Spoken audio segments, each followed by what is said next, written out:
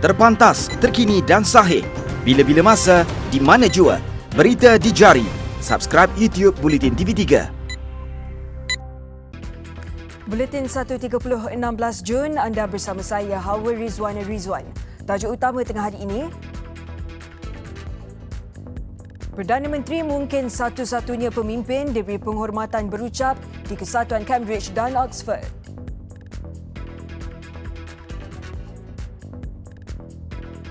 Isu video seks, Azmin Ali beri keterangan kepada polis esok.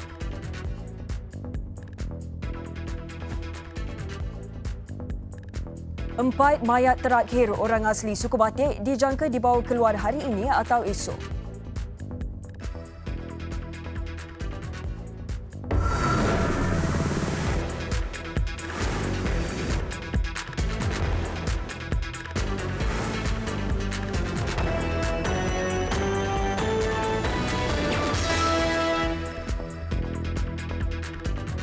Assalamualaikum dan salam sejahtera. Lembaga Disiplin Parti Keadilan Rakyat digesa menyiasat dalang yang menyebarkan video seks yang didakwa membabitkan seorang menteri kanan. Timbalan Presiden PKR Datuk Seri Muhammad Azmin Ali berkata, cara penyebaran video tersebut begitu teliti dan turut dikongsi bersama pemimpin akar umbi parti itu yang jelas mempunyai motif tertentu. Dalam pada itu, beliau bersedia memberi keterangan kepada polis esok atau bila-bila masa yang dipanggil pihak berkuasa. Beliau yang juga Menteri Hal Ehwal Ekonomi berkata, isu video seks yang mengaitkan dirinya itu sangat serius serta membimbangkan dan mengapa cara penyebaran dibuat menerusi WhatsApp, tidak melalui media sosial lain seperti Facebook atau Instagram. I leave it to you to decide and to interpret. But certainly this is something that is alarming, that the leadership must take a bold decision to investigate. I was told that even the circulation is no longer based on the Facebook or Instagram because they want to avoid the identification of the IP address, and they circulated through WhatsApp group. That was the report given to me, and this WhatsApp group contained all the contact numbers of the ketua-ketua cabang and also the lower rank of the office bearers at the cabang level. I don't have access to those information. Beliau yang menghadiri Majlis Rumah Terbuka Aidilfitri Dun Gombak setiap pagi tadi turut menggesa Lembaga Disiplin PKR memberi perhatian kepada ahli yang berada bersama Ketua AMK Santubong, Haziq Abdullah Abdul Aziz yang dibebaskan semalam di IPD Dangwangi. Perdana Menteri Tun Dr. Mahathir Mohamad mungkin satu-satunya pemimpin dunia yang diberi penghormatan untuk bercakap di pentas perdebatan antarabangsa iaitu Forum Kesatuan Oxford dan Kesatuan Cambridge di London. Di sebalik tekanan dan protes oleh kumpulan yang rata-rata pro-rejim Yahudi, Perdana Menteri berkata beliau akan tetap menyuarakan isu-isu yang mungkin tidak disenangi banyak pihak. Perkara itu tegasnya perlu dibangkit dan disuarakan, dan kesempatan di London itu akan digunakan melalui tajuk syarahannya Demokrasi di Malaysia dan Asia Tenggara. Wakil kami Halizah Hashim ada butirannya. Tun Dr. Mahathir tiba di London pada Jumaat untuk lawatan kerja 3 hari ke United Kingdom diiringi isterinya Tun Dr. Siti Hasmah Muhammad Ali, Menteri Luar Datuk Saifuddin Abdullah dan Menteri Belia dan Sukan Syed Saddiq Said Abdul Rahman. Bercakap kepada media, Perdana Menteri menegaskan beliau telah dijemput untuk memberi ucapan di Cambridge Union tanpa terikat kepada mana-mana tema. Beliau memilih untuk menyampaikan syarahan bertajuk Demokrasi di Malaysia dan Asia Tenggara. Acara tersebut akan diadakan pada jam 6 petang Ahad waktu UK, iaitu jam 1 pagi Isnin waktu Malaysia. Cambridge Union adalah sebuah persatuan debat dan kebebasan bersuara di Universiti Cambridge, kira-kira 100 km dari London. Mereka jemput saya untuk buat bagi ucapan, tajuk tak ditentukan. Saya boleh bercakap berkenaan dengan apa saja. Saya biasanya memilih subjek-subjek yang pada saya perlu disuarakan. Walaupun subjek itu tidak disenangi oleh mereka yang hadir. Jadi saya tak janji bahawa dalam ucapan saya ini saya akan berkata sesuatu yang tidak menimbulkan perasaan marah kepada saya. Tetapi itu kebiasaan. Jemputan ke atas Tun Dr. Mahathir untuk berucap di Cambridge Union dikatakan telah pun mengundang kontroversi kerana ada sesetengah pihak yang tidak bersetuju dengan pandangan beliau. Januari lalu, Perdana Menteri telah menyampaikan syarahan diikuti dengan sesi dialog di Persatuan Debat Oxford Union di Universiti Oxford yang bukan sahaja membuahkan soalan-soalan hangat bahkan mendapat liputan media antarabangsa. Tidak hairanlah jika ucapannya di Cambridge nanti akan menarik kehadiran personaliti, ahli akademik dan penuntut institusi pengajian tinggi. Halisa Hashim, TV3, London. Dalam pada itu, undangan daripada Kesatuan Cambridge berkenaan disambut dingin oleh blok Yahudi yang bertapak di London. Malah Tun Dr. Mahathir dilabel individu yang tidak layak berucap di pentas berprestij itu hanya kerana mereka sering dikritik oleh pemimpin berusia 93 tahun itu. Awal tahun ini, Tun Dr. Mahathir turut diberi ruang berucap di Kesatuan Oxford. Namun kehadirannya mengundang kritikan dan tekanan daripada komuniti Yahudi di Oxford. Kumpulan itu dilapor mengeluarkan kenyataan tidak puas hati dengan jemputan Kesatuan Oxford mengundang Dr. Mahathir yang dilabelkan sebagai anti-Yahudi. Antaranya daripada bekas Presiden Kesatuan Cambridge sendiri, Adam Cannon, yang terus melabelkan Perdana Menteri seorang yang anti-Semitik. Kehadiran Tun Dr. Mahathir turut mendapat liputan meluas media Yahudi, antaranya Jewish Telegraph dan Jewish News. Turut mengecam tindakan menjemput Tun Dr. Mahathir Kongres Yahudi sedunia.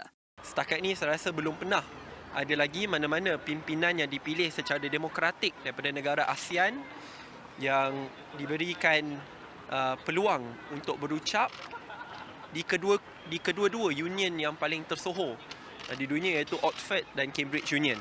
Delegasi Malaysia turut dimaklumkan mengenai protes besar-besaran sebelum ucapan berkenaan. Itu nak cakap tentang banyak isu sebab pada peringkat awal ada ucapan 10 ke 15 minit. Selepas itu Q&A.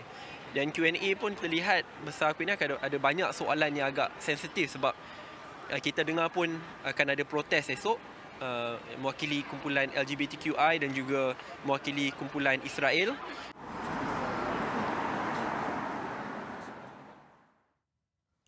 Empat mayat terakhir orang asli suku Batik yang maut akibat penularan penyakit dipercayai radang paru-paru di Kampung Kuala Kuh, Kelantan dijangka dibawa keluar lewat petang ini atau esok. Ketua Polis Kelantan, Datuk Hasanuddin Hassan berkata, walaupun operasi kali ini lebih mencabar, pasukan pencari berjaya menemukan dan menanda lokasi empat mayat terakhir itu. Jelasnya, operasi membawa keluar semua mayat itu bermula awal pagi tadi membabitkan 12 anggota dibantu penduduk dan orang asli suku Batik sebagai penunjuk arah. Operasi itu akan masuk hari ini walau bagaimanapun bergantung pada keadaan cuaca. Andai kata kalau cuaca hujan lebat dan sebagainya yang boleh menimbulkan risiko kepada tim yang nak laksanakan tugas itu, mungkin kita akan KIV. Namun begitu kalau dalam keadaan cuaca yang elok dan sebagainya, kita akan teruskan seperti mana yang sebelum ini. Itulah dia punya tu. Mana dijangka keluar hari ini? Setakat ni feedback yang saya terima kira boleh lah, kira boleh. Namun begitu bergantung pasal cuaca ni biasanya petang sebab nak masuk dalam kawasan tu makan masa yang panjang juga. Jalan kaki pun semua tu. Antara 4 ke 5 jam juga nak masuk kawasan tu spot tu. Tambahnya, tempoh beberapa jam diperlukan untuk mengorek dan mengeluarkan mayat di atas pokok. Ia akan disusuli dengan beberapa upacara ritual suku Batik. Sesudah itu, barulah mayat boleh dibawa keluar dengan bot. Beliau ditemui pada Perhimpunan Bulanan Ibu Pejabat Polis Kontingen Negeri Kelantan di Kota Baru pagi tadi. Datuk Hasanuddin berkata mayat berkenaan tidak sempurna, sebaliknya lebih kepada rangka setelah lebih sebulan berada di lokasi itu. Ketua Polis Gua Musang Superintendent Muhammad Taufik Maidin semalam berkata, identiti empat mayat terakhir itu didakwa sebagai Puspali 4 tahun, Amir Lee setahun, Haikal Rahim 22 dan Farah Rahim 20 tahun. Buat masa ini 8 mayat telah dikeluarkan dan seperti sebelum ini semua mayat akan dihantar ke Hospital Gua Musang untuk proses bedah siasat.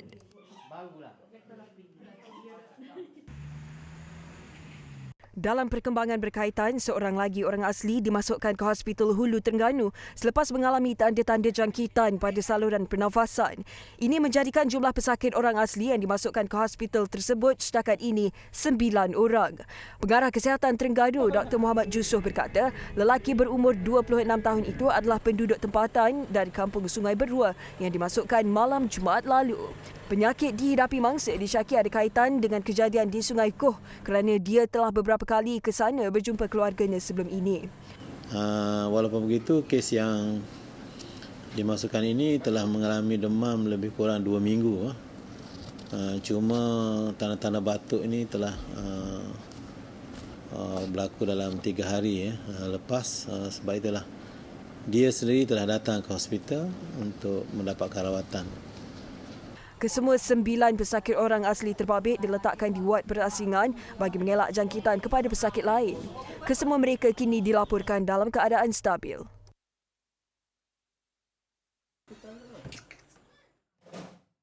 Penduduk di Seksyen 17 Shah Alam Selangor gempar apabila seekor buaya berukuran 7 kaki muncul di Sungai Renggam berhampiran kawasan Taman Perumahan Penduduk semalam. Mereka yang bimbang turut mendakwa ia bukan kejadian baru dan reptilia ganas itu turut dilihat berkeliaran di sungai sama dan menjadikannya habitat bersama beberapa ekor lagi buaya. Nampak dah lama buaya tu dan dia bukan seekor je, ada 2-3 ekor juga yang lain. Yang kecil ada, yang besar pun ada. Tambahnya, buaya itu dibimbangi berkeliaran ke jalan utama kawasan perumahan dari sungai kerana jaraknya hanya kira-kira 300 meter dari rumah penduduk. Ia amat berbahaya kepada penduduk, terutamanya pelajar sekolah yang menjadikan jalan berhampiran sekolah itu sebagai laluan utama. Justru penduduk menggesa pihak berkuasa, terutamanya Majlis Bandaraya Shah Alam MBSA untuk bertindak segera memasang perangkap dan memindahkan reptilia berkenaan.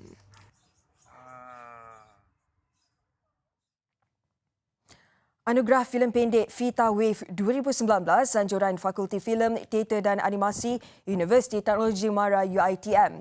Kisah benar seorang pelajar yang menyara diri sebagai seorang nelayan dan menghadapi pelbagai dugaan dinobatkan sebagai juara kategori institusi pengajian tinggi pada anugerah berkenaan.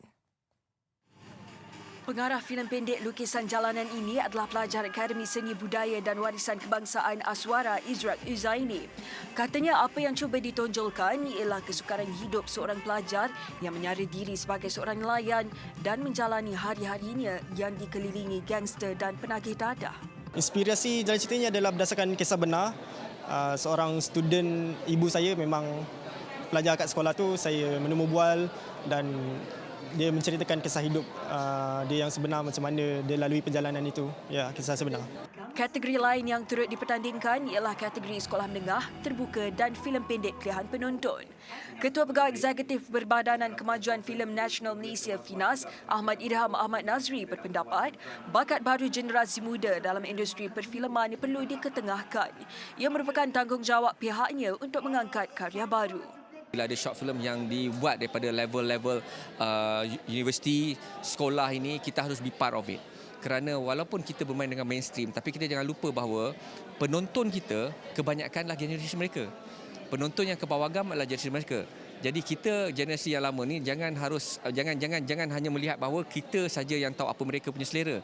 Selera mereka juga tu harus kita ambil tahu. Pada anugerah itu, filem pendek Sisa Binasa diumum pemenang kategori terbuka.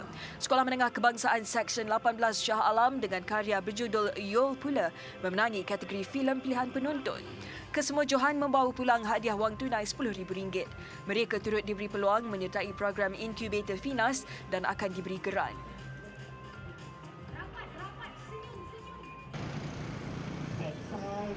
Mulakan hari dengan nafas yang segar untuk keselesaan sesama pengguna pengangkutan awam. Untuk itu, pengeluar produk gula-gula getah Double Mint Wrigley's melancarkan kempen Double Mint Arrive Fresh khusus untuk memberi pengalaman yang menyegarkan dan menyeronokkan buat mereka yang terpaksa berdepan pelbagai cabaran lalu lintas, kepanasan dan kebosanan dalam perjalanan ke tempat tujuan. This Double Mint new campaign is called Double Mint Arrive Fresh, and basically we know how hard it is to commute every day. You need something to actually stay fresh, and that's where Double Mint chewing gum can help you. So this campaign is called Double Mint Arrive Fresh. Melalui kempen ini, satu permainan Commuters Game telah diadakan di sekitar perhentian bas Wisma Causeway di Kuala Lumpur baru-baru ini. Pelbagai hadiah menarik disediakan untuk peserta, termasuk telefon pintar, kad touch angle eksklusif dan produk Double Min. The commuter games is easy. As you can see the line over here, there are actually numbers on the bus stops, right? So all you need to do is pretty much like a bingo. You stand on the winning number, and when the bus arrives, a person will reveal the winning number. If you're standing on the number that corresponds with the winning number, you win. So sebenarnya saya datang hanya jalan-jalan sajalah dengan adik saya. So actually dapat dengar cakap sini ada kontes, so okeylah datang je lah masuk di kontes. Siapa tahu dapat menang. Berdiri dah 1 jam sebenarnya. 1 jam. Cuba fikirlah.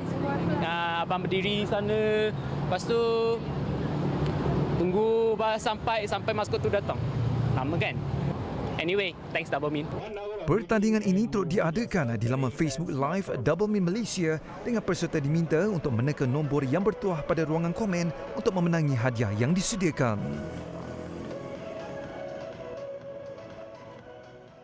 Besar impaknya. Tular selepas hasilnya. Pantas menampilkan prosiding ini secara keuangan maya. Berita di jari. Subscribe YouTube Bulletin TV3. Perkembangan antarabangsa. Bekas Speaker Parlimen Indonesia Setia Novanto yang ketika ini menjalani hukuman atas tuduhan rasuah akan dipindahkan dari penjara Sukamiskin, Bandung ke penjara Gunung Sindur. Keputusan itu dibuat selepas Setia didapati menyalahgunakan pelepasan sementara yang diberikan pihak penjara kepadanya atas alasan sakit. Melalui sekeping gambar yang tular, Setia dilihat berada di pusat beli belah di Bandung bersama isterinya selepas diizinkan keluar dari penjara untuk mendapat rawatan di Hospital Santosa. Penjara Gunung Sindur yang menempatkan banduan militan dan pengedar dadah mempunyai kawalan keselamatan yang sangat ketat. Setia dijatuhkan hukuman penjara 15 tahun selepas didapati bersalah dalam kes rasuah membabitkan projek kad pengenalan dalam talian eKTP bernilai $410 juta Amerika.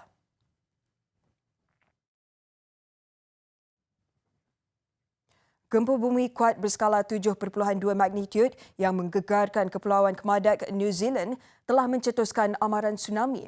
Bagaimanapun, amaran itu ditarik balik 8 minit selepas itu. Menurut Jabatan Kajian Geologi Amerika Syarikat USGS, gempa berkenaan berlaku pada jam 10.55 pagi waktu tempatan pada kedalaman 10 km. Pusat gempa berkenaan terletak dalam lingkaran api Pasifik yang kerap merekodkan aktiviti seismik.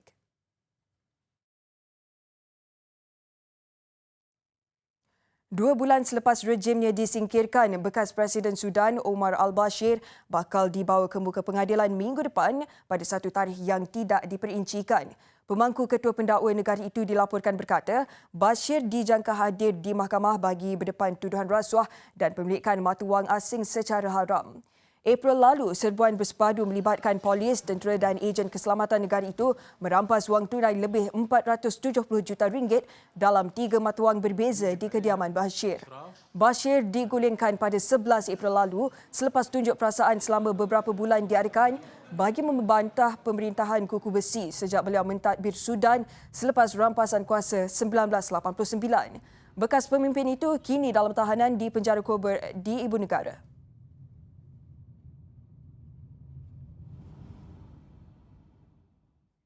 Sekutu Rapat Amerika Syarikat Arab Saudi menuduh Iran mendalangi serangan 2 kapal tangki di laluan kapal Teluk Oman Khamis lalu. Putera Mahkota Muhammad Salman menegaskan Arab Saudi tidak akan teragak-agak untuk bertindak menangani sebarang ancaman terhadap negaranya susulan serangan itu.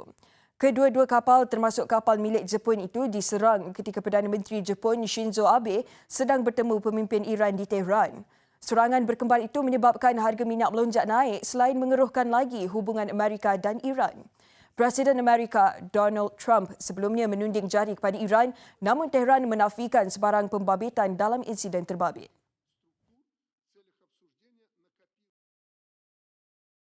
Besar impaknya. Tular selepas hasilnya. Pantas menampilkan prosiding ini secara keuangan maya. Berita di jari. Subscribe YouTube Bulletin TV3. Sukan. Misi skuad hoki wanita negara untuk mencipta sejarah mara kesukan Olimpik terkubur selepas tewas 3-0 kepada Korea Selatan pada aksi separuh akhir kempen FIH Siri Akhir Hoki Wanita 2019 di Banbridge Island. Bagaimanapun, pujian tetap wajar diberikan kepada barisan pemain negara kerana kejayaan mara ke separuh akhir dalam kempen pusingan kedua kelayakan Olimpik itu antara yang paling jauh pernah dicapai skuad Malaysian Tigers. Berdepan Korea Selatan yang berada di ranking ke-9 dunia, skuad negara kental bertahan pada awal permainan sebelum akhirnya bocor pada minit ke-12 menerusi jaringan Cho Hae-jin. 2 minit bersambung, suku kedua, gawang Malaysia Tigers sekali lagi ditembusi Korea Selatan. Kali ini, gol hasil jaringan Kim Hyun-ji yang bijak menewaskan penjaga gol negara Farah Ayuni Yahya. Masuk minit ke-48, Cheon Yoon-bi memastikan kemenangan 3-0 Korea Selatan sekaligus mengesahkan tempat ke final bagi bertemu pilihan utama Ireland yang menempaskan Republik Czech 4-0 dalam satu lagi aksi separuh akhir. Walaupun gagal dalam pemburuan tempat kesukan Olimpik, skuad hoki wanita negara bimbingan jurulatih Muhammad Dharma Raj Abdullah berpeluang menebus kekecewaan itu apabila dijadual bertemu semula Republik Czech bagi penentuan tempat ketiga esok. Sebagai rekod, skuad negara berjaya mengatasi Republik Czech 3-1 dalam aksi terakhir kumpulan A. Saingan Liga Super yang kembali bersambung minggu ini diteruskan dengan 2 lagi perlawanan malam tadi. Hasil 2 perlawanan itu, kedudukan 5 kelompok atasan Liga berubah. Selepas Selangor Cemerlang menundukkan Kuala Lumpur 2-1 sekaligus naik ke tangga ketiga. Sementara Melaka United yang terikat 3-3 menentang Terengganu FC jatuh ke tangga kelima. Aksi tumpuan malam tadi pastinya terarah di Stadium Shah Alam ketika Selangor turun melayan kunjungan Kuala Lumpur pada perlawanan Derby Lembah Klang. Walaupun penjaga gol Kuala Lumpur, Muhammad Syadbini Alawi, bertindak cemerlang di awal permainan, kesungguhan yang ditunjukkan Selangor akhirnya terbalas pada minit ke-36 apabila Ifidayo Olusegun berjaya meningkap gol pembukaan permainan sekaligus membolehkan tuan rumah mendahului 1-0 sehingga tamat babak pertama. Bersambung babak kedua, perlawanan kecoh seketika apabila berlaku sedikit kontroversi membabitkan jaringan penyamaan Kuala Lumpur. Namun ia dileraikan selepas pengadil Fitri Maskon memberikan sepakan penalti kepada pelawat yang disempurnakan Gehelmi Di Paula untuk kedudukan 1-1 pada minit ke-58.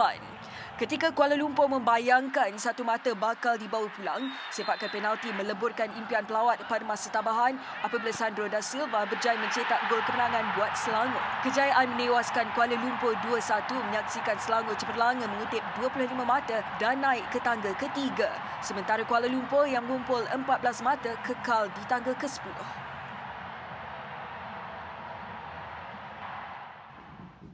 Sementara itu, di Stadium Hang Jebat Melaka, jaringan hat-trick Sanya Shakmedov membolehkan Terengganu FC TFC mengikat Melaka United 3-3. Bagaimanapun, gol pembukaan terlebih dahulu disingkap Melaka United menerusi jaringan Devi Angan pada minit ke-17. Masuk minit ke-31, Melaka United menambah gol kedua melalui penyudah Luka Milonovic. Ketinggalan 2-0, TFC kembali memperkemas jentera serangan dan hasilnya Shakmedov berjaya merapatkan jurang gol pada minit ke-41 selepas rembatannya dari luar kotak penalti gagal diselamatkan penjaga gol tuan rumah Khairul Fahmi Cik Mad. Tersentak dengan jaringan pelawat, Melaka United tampil garang pada babak kedua dan berjaya menambah jaringan ketiga pada minit ke-48, sekali lagi menerusi jaringan Angan. Namun Shakmedov yang kurang mendapat perhatian dari skuad bimbingan Zainal Abidin Hassan bijak mencetak gol kedua TFC pada minit ke-72 dan kemudian membenarkan penyerang import kelahiran Uzbekistan itu meledak hat-trick berbaki 8 minit sebelum tamat permainan. Keputusan 3-3 menyaksikan Melaka United jatuh satu anak tangga ke kedudukan kelima, sementara Terengganu yang berpuas hati membawa pulang satu mata kekal di kedudukan ketujuh. Dalam pada itu, 3 perlawanan Liga Perdana turut berlangsung malam tadi. Hanya Sabah berjaya memanfaat peluang beraksi di halaman sendiri selepas berjaya menewaskan Negeri Sembilan 1-0. Sementara UKMFC kecundang 2-3 kepada Polis Diraja Malaysia PDRM, manakala Selangor United tewas 1-3 kepada Pulau Pinang. Beraksi di Stadium Bola Sepak Kuala Lumpur Ceras, UKMFC turun melayan kunjungan PDRM. Pelawat di depan seawal minit ke-8 menerusi jaringan Muhammad Fauzan Muhammad Fauzi. Namun, ketua pasukan UKMFC Aznan Ahmad berjaya mengimbangi semula permainan 5 minit berselang. Perlawanan tambah rancak selepas rehat apabila PDRM sekali lagi memimpin permainan menerusi gol kedua dari Arjun Merzovic pada minit ke-49. Enggan mengalah, tuan rumah tampil dengan permainan lebih meyakinkan selepas itu dan berjaya menyamakan kedudukan 2-2 menerusi jaringan Mateo Rosca pada minit ke-74. Namun 3 minit kemudian pengadil perlawanan Muhammad Zamzaidi Katimin menghadiahkan sepakan penalti kepada PDRM dan kesempatan itu mudah disempurnakan Lee Chang-hun untuk gol ketiga yang juga gol kemenangan pasukannya. Selamat Hari Bapa kepada semua insan istimewa bergelar bapa di luar sana. Semoga jasa dan pengorbanan mereka sentiasa dihargai. Mengakhiri buletin 1.30